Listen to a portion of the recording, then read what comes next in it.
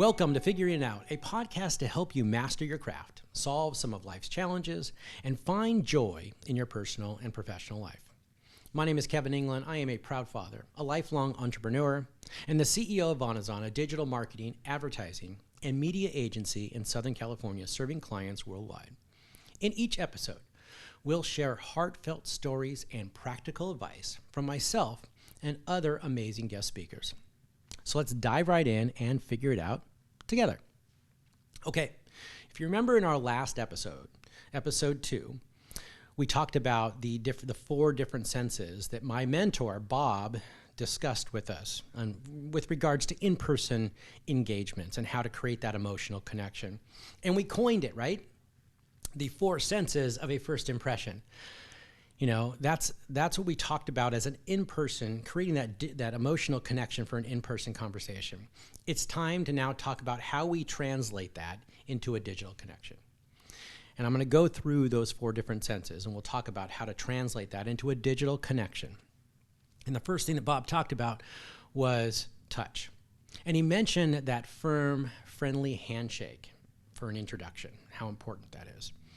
And then the second one he talked about was vision. And he talked about mirroring another person's body language or looking at their facial expressions in order to respond appropriately.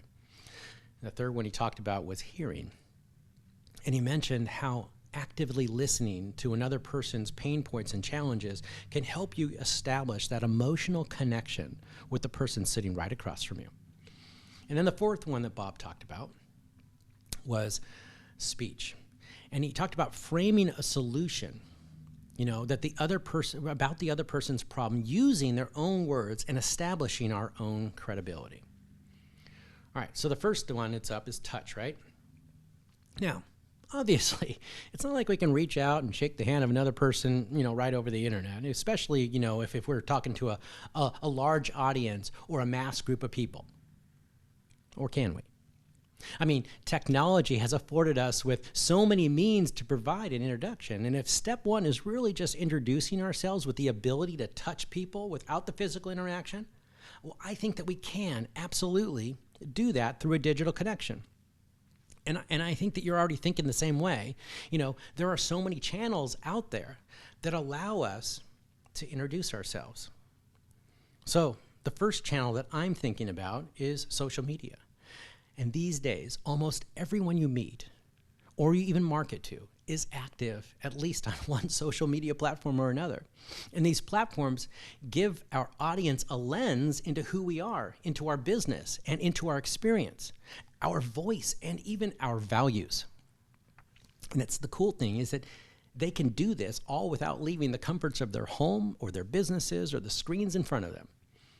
And that's why I think that 32% of consumers check out a brand's social media presence before even checking out their website. It's things like text and photos and video content that can help us to start conversations with really any audience and allow us to show a more personal side to who we are. The social media channels that you use should be ones that are most really organic to your product or your brand. They should be the ones that, where you would think that your potential customers would spend the majority of their time. And I'll give you some examples on that. If your customers are largely business-to-business professionals, like engineers or people in a professional services, then I would think that LinkedIn is an obviously great place to start. Or if your customers happen to be between the ages of 16 and 24, then maybe you should look at TikTok, or like a clone of TikTok, like Reels or Thriller, and give those a closer look. The next channel that I would take a look at is website. I mean, your website is often the first encounter with your brand. Your website should be designed in such a way that from the get-go, people learn who you are, and not just about what you do, but why you do it. And I would be concise on who you are, what you do, and why you do it, because that's an important part of that entire emotional connection. And in today's world, it's imperative that you be authentic in your communication style. I mean, visitors don't want to see, hear, or read, corporate jargon or like gobbledygook unless you're going to sell a book on corporate jargon and gobbledygook. Okay. Now, they want to see a side of you that's clear and concise about what you do and why you do it. And they want to see up front how you can help them solve many of their problems. So be sure to think in the terms of like problem and solution. And also include, this is an important part, the what's in it for me, from your customer's perspective. From your customer, what's in it for them and how are they going to benefit from the information that they're looking at. The site should also be very easy to navigate and even be able to be mobile responsive, of course, for a smartphone. The user experience in today's world is increasingly important, and visitors will bail in seconds. In fact, if your site takes more than like 2.5 seconds to load, the majority says that they're going to be gone. The next channel is search. This is how people will find your website. I mean, basically, in the first place, this is how people find you. Now, there's a variety of different search, methodologies. There's paid search and organic search. And we all know that the search engines that are out there, let's say, Google, Bing, Yahoo, I mean, it's irrelevant which search engine people use on their daily basis. The whole point is that they find you. And SEO, or search engine optimization, or SEM, which is search engine marketing, can help you to be visible to anybody searching on topics, remember that, on topics or keywords related to your business or your products. This is usually the customer's first touch point for gaining an introduction to who you are, and what you stand for, and again, why they actually should be listening to you. I mean, you have to think of it, but like back in the day when Bob and I were starting our business or working on a business, we were using things like the Yellow Pages or word of mouth referrals. Now we have technology, which allows us to get to a much bigger range of people. And these digital channels are all about developing an introduction to you as an individual, your business, and your brand. The strategies that I'm just talking about aren't intrusive strategies because you're not pushing out information to this audience. Instead, this is all about those people reaching out to you to learn more, about who you are. And in marketing, we call this inbound marketing. It allows your customers and prospects the opportunity to create their own journey, their own digital journey, to learn more about you through the research that they're doing digitally. This type of introduction is literally the best way to start that emotional connection. All right, so we're going to go on to number 2 now, which is that second sense that Bob mentioned, which is vision. And again, we can't physically see our prospect or review their body language or facial expressions, right? Especially online or over the internet. But what we can do is we can do research about our audience before they reach out to us or we reach out to them. And the questions that we need to ask ourselves have to include things like, who is our audience? What are their true pain points and challenges? And once we do this research and capture this type of information, we can create content that will resonate with them on a more emotional level. Now, recently, I bought my wife, because she wanted this, and it's her birthday, a Peloton. Now, they had been, marketing to her because she's somebody who wants to be physically fit and doesn't have the time to make it to the gym. And right now there's some challenges with going to the gym, as we all know. So that was great marketing. They understood their audience. And so they marketed based on that type of audience. Those are just the basics, though. There's so much more research that we need to undertake or truly understand with regards to our prospects and customers, and you'll need to spend the time to do that. Now, we're going to put a label on this process, which you might already know the label. And it's basically your job to build out a detailed description of your best prospects and your best customers and categorize them. And we, as marketers, call this building your buyer personas. But I'm going to label it a little differently because as we're talking about what Bob brought to us, we're going to call this our digital vision. And this helps us to see them by providing a clear picture of their pain points and challenges and how we can actually resolve them. Now, the third one that Bob talked about was listening. So how do we listen to a person, or a group, or even a larger audience without meeting them face to face? Well, this is where we need to use our digital vision to define and develop content that creates that sense of trust in our brand, trust in our business. And this is really important these days, because trust is the foundation of building an emotional connection. And without it, you don't have a relationship. It's like it's like a simple acquaintance and not necessarily a relationship that you're trying to build. All right, let's dig into this and let's talk about this a little deeper. And I'm going to talk about why content is so important. And I think what you have to ask yourself is, what type of content would you consider as trustworthy? Now, I'm going to tell you what I think. First of all, don't try to sell me on anything. Don't try to sell me on your business. Again, underline the word sell. I don't want a brochure, on a specific product that talks about the features of the product. I mean, think about it from that perspective. And think about it from the perspective that people see, on average, 5,000 ads every day. So forget about the hard sell, because it's not going to work. Instead, teach me. Teach me something new or different that relates to me, that relates to my industry, my business, or teach me something that's going to make my life better. So the answer to that original question is that in order to build a trustworthy emotional connection with our prospects and customers, we need to distribute content that educates them and that helps them. All right, don't believe me on this. Let's check out the stats. A recent study shows that consumers are 130% or 131% more likely to buy and support a brand after reading a piece of educational content. And 71% say that they've reviewed a helpful blog post while on their buying journey. And then another thing is, businesses publishing helpful posts get 4 times the traffic than businesses who post nothing. Your business wants 4 times the traffic. My business wants 4 times the traffic. That's pretty awesome. But what do you trust? What do you trust that an education can do? And why would you actually want to develop that out? Because you want to be able to get your customers and prospects to engage with you.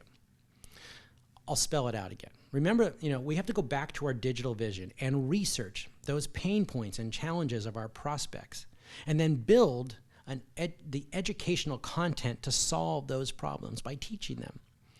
And if we do that, they'll keep coming back because they'll trust us and understand what they need, because we understand what they need. And we'll be able to deliver that. So what we're doing is we're essentially listening to the needs of our prospects and clients and delivering the right message to the right person, which goes back to our digital vision. We're missing something, though, because the actual marketing term is to deliver the right message to the right person at the right time. So to truly be listening to our buyer, customer, prospect, we need to be able to know when and where they want to see that message and on what channel. Well, this, friends, listeners, technology has done it again for us. And they have given us something that is huge, which is artificial intelligence, AI. It's available on almost every platform. And now, through a variety of sales and marketing interfaces and different platforms, all using AI or artificial intelligence, we can track behaviors of our audience, and we can categorize that and even target it. We can target those prospects and customers. And here's the cool thing. We can quietly wait on the side until it's the right time, on the right channel, for those people to engage with our content, thus basically delivering up a seamlessly organic response. And at that point, we are now truly listening digitally. All right, so now there's speech. And that was the fourth and final sense that Bob taught me, 30 years ago. It was really when to and when not to speak. And when I finally did, what to finally say. Fortunately, we can't interrupt our audience. In mid-sentence online. But wait, can we? Let me tell you how we interrupt our audience every day and how companies do this every day. And it's with that annoying spam that comes every day from the same company over and over again with sales information, not even educational content, with sales information trying to sell me on something. Well, what about those annoying pop-ups or those impersonal robotic chatbots? Or the worst thing that drives me crazy is calling me incessantly unprovoked. These are ways that people and companies interrupt us in our daily lives because they haven't taken Bob's advice from the beginning, which is to stop, shut up, and listen, and then speak. But what Bob did teach us was to be knowledgeable, authentic, and confident when we finally do get the opportunity to speak to our client and prospect, either through like a Zoom session, a webinar, a virtual event. We need to make sure that we establish our credibility as experts, highlight our shared values, and show that we know how to listen, especially to our defined audience. Just like Bob did when he sat in front of me behind that desk.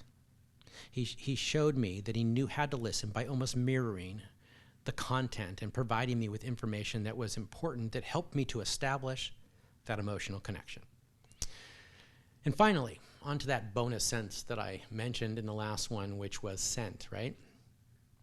Or as I put it in that last episode, the ability to pick up the invisible, the unseen signals and to interpret the world around us or to shape our impression of our brand in our marketing.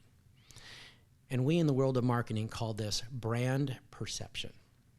And these, sometimes unintended signals are often, kind of, in many cases, out of our own control.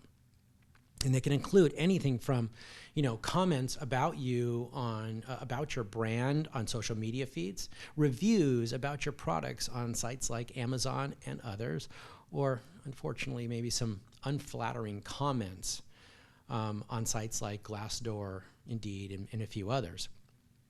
The bottom line is that you can use social media monitoring tools or even simple brand perception surveys on your website. And these are cheap, or even you can get more advanced with advanced reputation management software, on the other, kind of on the other end of a spectrum. And here's the thing, to sniff out any unseen or unintended social signals that you need to be responding to before they become a big stink that can damage our first impression, which is so important in creating that emotional connection. All right, I think you get the point. So where does this leave us? Well, these are just a few of the things that we can do to establish an emotional connection with our customers and prospects through a digital connection.